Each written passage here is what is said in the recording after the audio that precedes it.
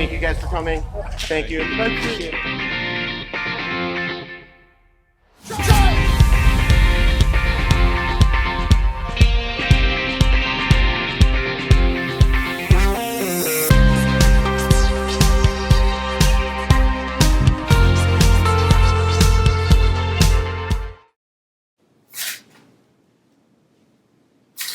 Welcome to Upper Body Striking Summary. So we're going to look back over the videos that hopefully you've been reviewing and practicing and going off and doing on your own, and we're going to summarize them a little bit. It's very important that just watching a video and doing it a couple of times is not going to help you learn how to do those techniques. You have to put the repetitions in. Same with the footwork before this. With the striking, you have to put the repetitions in.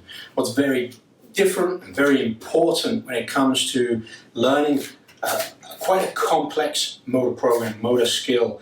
I have to extend the arm, I have to raise up to the shoulder, I have to be looking in the right place, my fist has to be in a good structure, my accuracy has to be correct, all the other things in my body have to be right. There's a lot of things to remember.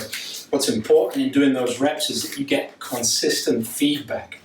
Now, in these times when you may not have an instructor, or you may not be able to get feedback immediately, one of the best things you can do is video yourself doing it and watch it back.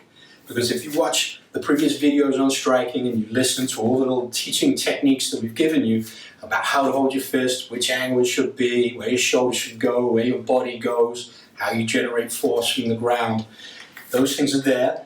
And you might think you're doing them, but then you watch the video and go, oh, I forgot to have that other hand up. I need to go and practice that a little bit. So you can video yourself, watch your videos back, and that's going to give you some very important feedback on practicing and doing your reps. You don't want to do thousands of reps the wrong way, because that's going to create bad habits. And again, as we mentioned in the footwork summary, the context of when you're going to use these different strikes is very important. When would I use a jab? When would I use a cross or a hook, or my hammer fist or palm heel or side knife or upper hammer fist? When do those things work? So we'll look at that in a little bit. My jab, as we mentioned, is not a very powerful punch. It's more of an intelligence gatherer. Sometimes even half-assed prone down there. Or just to go, okay, what's their reaction to something coming towards them?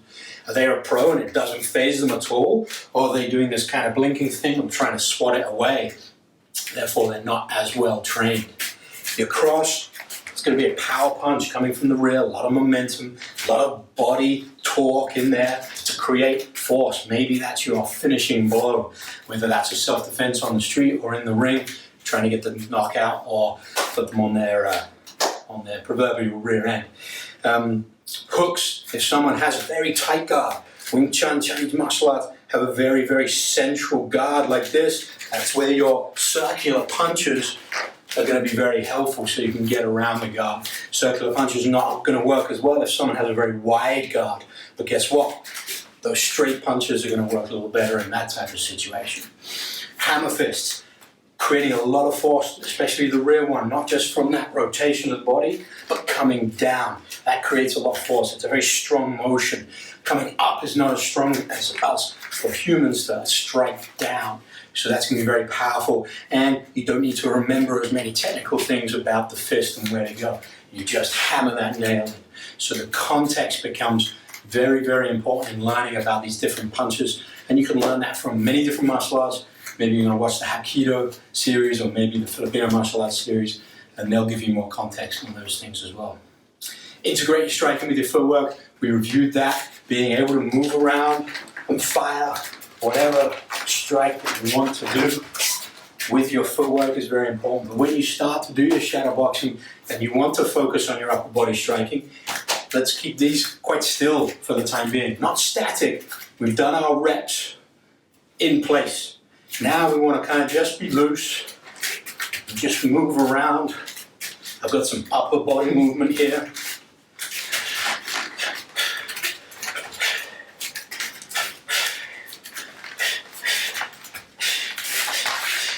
So not a lot of movement with my feet, but I'm not static. I'm allowing my body to move naturally and turn to where I need to go for these strikes.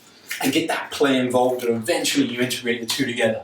Very dynamic footwork, very dynamic hands and upper body strikes, and you start to really build your shadow boxing game. So I hope you enjoyed striking. Hope you learned a little bit. Come back to each of the videos. Pick up new things each time. Go do your reps. Go video yourself.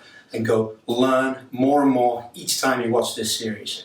Hope you enjoyed it and look forward to the next series. Stay safe. Enjoy your training, Burns.